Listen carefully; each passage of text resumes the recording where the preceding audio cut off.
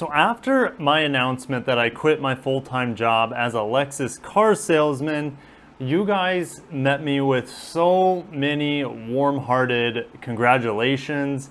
You guys are so excited for me, where the channel's going, for my family. I just can't thank you enough for that. At the same time, you guys also had tons of questions about the car business, my experience as a salesperson, and what kind of advice I can offer you.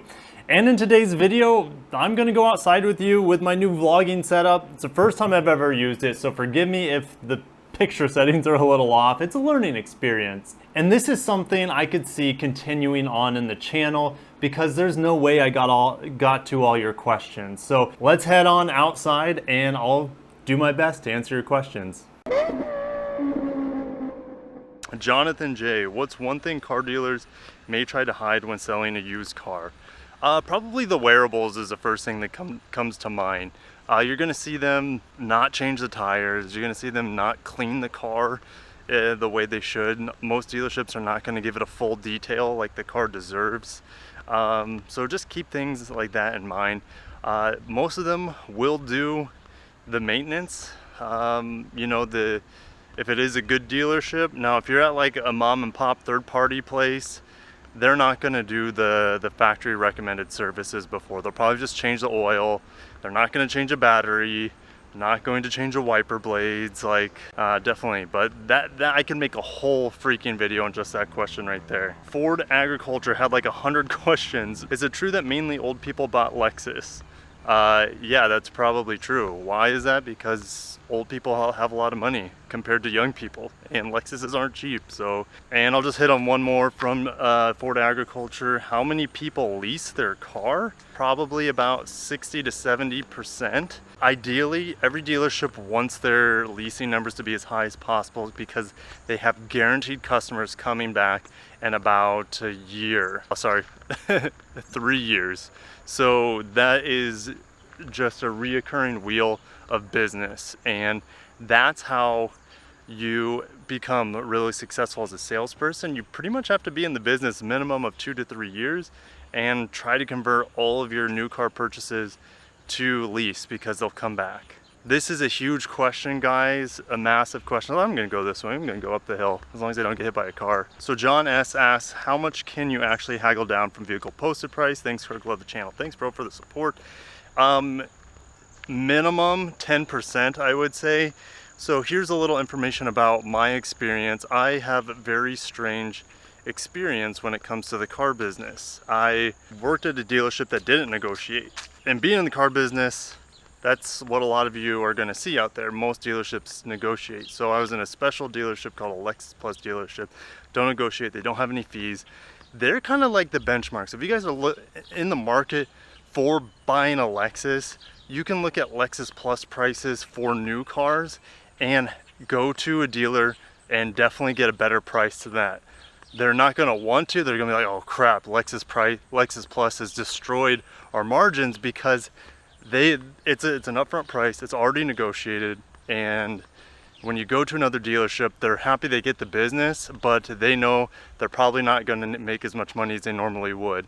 So keep that in mind. Also, when you are haggling, try not to ever pay fees.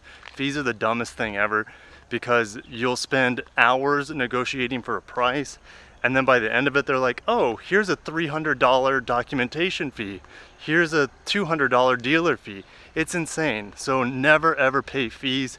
Make sure you negotiate those either into the price or out of the price entirely. Gordon asks, how long should you finance a car? Me personally, I'm never comfortable financing over 5 years or 60 months. I'm gonna switch arms, my arm is killing me. That's probably the longest anyone should finance for. One of my buddies told me when I was in college, before I didn't know a lot about cars at the time, he's like, if you can't afford pay off a car in 5 years and you can't afford that monthly payment, you can't afford that car. I think that's pretty good advice. Every situation varies, but yeah, 5 years is probably the longest you ever want to finance a car. Gordon also asked, how often do dealerships receive new cars? It can be almost every day. Oh, I hope it doesn't start raining on me. I just felt a sprinkle. But I would say every other day, every 2 to 3 days, something like that. So Blaze asked, tips on buying a new car, hidden costs, trading your car, and what is the best way to haggle? I kind of covered this a little bit, but trading your car, I know there's more questions out there for you guys for about trading your car. Always go to CarMax, definitely get a second opinion, because they're gonna give you a cash offer for your vehicle, no strings attached. So if there's a CarMax in your area, go there, get a cash price for the vehicle, and then you'll be able to use that for your trade-in bargaining when you go to the dealership and you want that specific car. So that's the number one. I would definitely go to CarMax to try it out. When you're at the dealership as well, make sure you've done your research on what you know your car's worth. You don't have to tell them because it's a little game. If you tell them how much you think your car's worth, they're gonna try to get that number as best as possible. So wait for them to come with a number first, and then you can say, well, I know my car's worth this, and then you guys will eventually negotiate again. I was a non-negotiator in dealership, so I don't have a lot of personal experience with negotiating for your trade-in. Make sure you look at your black books, make sure you look at your Kelley Blue books. Most dealerships will go by average trade-in, so keep that in mind when you're looking up your books, because your car's not as nice as you think it is. Most people think their car's worth way more than it ever is, and that's just the reality of it. So Calvin asked, is it true that 0% interest deals are a ripoff? Absolutely not. They can save you thousands of dollars. Now, you don't want to finance a car for like 84 months at 0%. Like I said, if you can't afford the car at 60 months, you can't afford the car at 84 months. Because that car is going to depreciate so much. And if you don't have gap insurance on it and you get in an accident, you're screwed, man. Like, make sure you get gap insurance, especially if you're financing over 60 months, especially if you're coming in with negative equity, because nothing's worse than getting your car totaled and then you have to pay the balance on your loan, and your insurance company is only going to pay for the amount the car was worth. And who keeps their car for 84 months? Let me know in the comments. Not that many people keep their car for 84 months. Like, that is a long time. So don't do 0% past 60 months. No Name is Gaming has questions on buying a used car. I can make a 2-hour video on that alone. So just make sure you look at the Carfax, no accidents. If it has damage, it's never a good thing, but it's not the worst thing. So just make sure it was never in an accident. I would never buy a car personally that was in an accident. So G503 asks, what is your experience with the new Costco car program? I personally don't have any experience with it because my dealership already had upfront pricing. So what the Costco, if you guys aren't familiar with it, the Costco car buying experience is a pre-negotiated price that Costco comes up with after talking with the car manufacturers, and most dealerships that I know of honor it, and it's a pretty good program from what I understand. So you get a pre-negotiated price, and it takes away the hassle of having to spend hours and hours and hours on finding the price for the vehicle, on negotiating. This is just a beautiful little canopy here. I'm just gonna hang out for a bit and talk. But the Costco program won't be able to give you like a pre-negotiated price for your trade-in, right? That's only for the new car. Javier Santos, did Lexus treat you well while you worked with them? As well as they could have. I had a pretty darn good experience working for Lexus. Not every Lexus dealer, so a lot of people think, oh, you worked at a Lexus dealership, you work for Lexus. That's not how it works per se. You work for a dealership. So the dealership network owns that Lexus dealership. So you don't technically, I never technically worked for Lexus. I was like I don't know what the right term is. I ended up being a Lexus master sales associate. I can't even think of the right word right now, but Lexus master salesman. I can't think of the word. I was technically never paid by Lexus. I was paid by the dealership. But Lexus does amazing things for their salespeople. So they will pay for training. They'll pay to fly you out places to get your training. And that was one of the highlights to me, to be honest, for me. You guys know how much I love Lexus, Japanese cars in general, but being able to be flown out to Chicago multiple times. I went to Kansas City once for the UX launch. Was it the UX? No, that was the new ES launch down in Kansas City.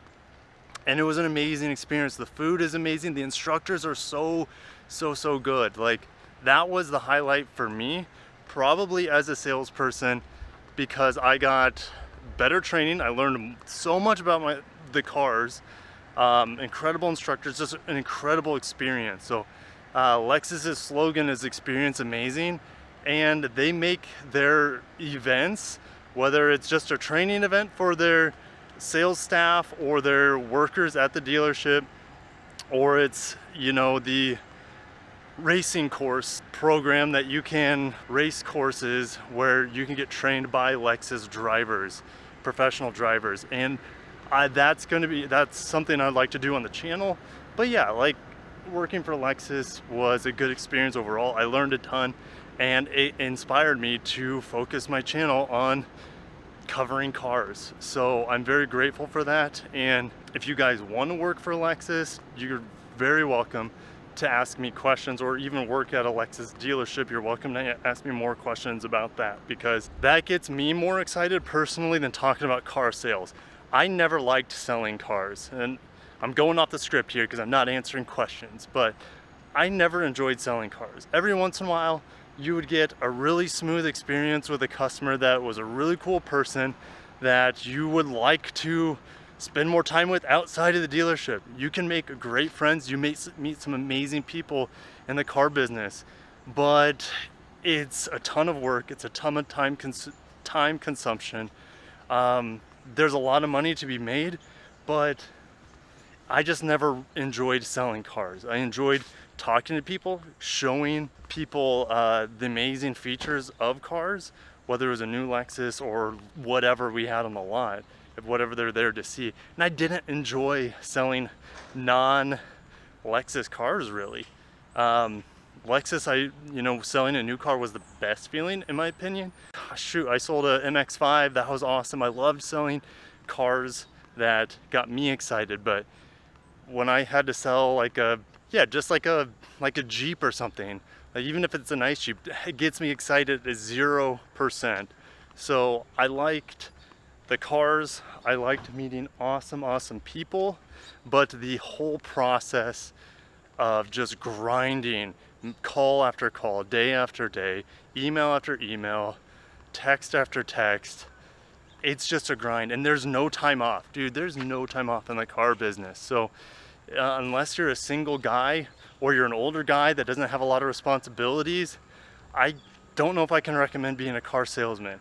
If that's what you want to do, I'm happy to give you more information on it, but that's my little take on it. And I could probably talk for days on just my feeling towards it, but I never personally enjoyed selling cars. I loved the cars, I loved the people, hated the process, hated the structure of it. So there you go.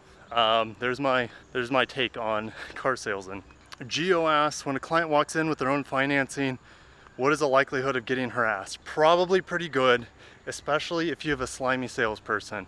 They're going to want to secure financing at their institution. That's how the dealership makes money. It's one of the biggest ways they make money is through financing, through products as well. And if you're bringing in a check or paying cash, dealers don't like to see that. And I've seen some videos out there saying, hey, never say you're paying cash until the end, things like that. That's probably good advice. But if you come in, you secure your own financing, there's nothing wrong with that. I just encourage you guys to get the best rate, shop around. Dealerships a lot of the times can beat the rates you guys can get at your banks. They can, because they work with so many different banks. They send so much business to those banks. And if you guys feel more comfortable banking with your local bank, and if the interest rate is only like 0.5% higher at your local bank, it's a small difference of dollars. So Cameron asks, how much does your passion for brand play into getting the job? Aspiring Lexus salesman from Australia. geez, people in Australia seem to be just in general a little bit nicer than they are here in the States. So being a salesman down there is probably a more enjoyable experience than it is here. But in general, your passion does not matter that much for the cars. The passion is important for work ethic, for money, and that's what the dealerships are looking for. If you're motivated to make more money, that's all that matters to them. They don't care if you know anything about cars. You just need to know enough to sell cars, and more importantly, you need to be a good salesperson, and that's what they care the most about. You can know everything about the cars, but that's not going to matter to them unless you're selling tons of cars. So yeah, I was an okay salesperson, but since I never really enjoyed it, it was hard for me to be the best salesman in the world. I didn't want to spend all my time, all my energy becoming the best salesman possible. Could I have? Yeah, of course. Would I have rather started a YouTube channel, spend more time with my family, and make more money doing that? Why wouldn't I? So that was, that was always in the back of my mind as a salesman, but that's never the path long term. So I had good friends in the business that were lifers, their life was the car business. They're never going to do anything different. And just keep that in mind. Unless you want to do the car business for a long time or you need money quick, it might be an option for you. But if that's really what you want to do, go for it. But your passion for the brand is only going to show to the customers. The managers, they don't really care as long as you're making the money, as long as you're selling cars. And last question, Be Cool says, within the next 6 months, I'm gonna get either a GS 350 or an IS 350, both all-wheel drive. You have money saved up to buy it outright. What would you suggest? I would suggest a GS. I think they cost more new, so they're probably gonna cost a little bit more used.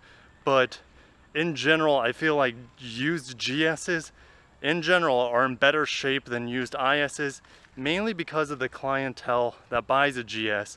It's typically an older person. An IS is more of a younger person vehicle. And younger people typically it's just a general rule of thumb, they don't keep as good of care as their cars because they have kids, or they don't have as much time as old people, or they don't have as much money to put into their cars and take care of their cars. So keep that in mind. I personally would rather have a GS than an IS. If the GS is just a little bit more expensive, go for it if it's been well maintained, and most of them are very, very well maintained. But that sums it up, guys. I know you're gonna have more questions, so I'll see you in the comments there. I might make a second video because I know I didn't get through all the questions, but I would love to keep answering your questions. You guys are awesome. Thank you so much. Make sure to hit the like button if you haven't already, and I'll catch you guys in the next video. As always, peace out. Take care of yourselves.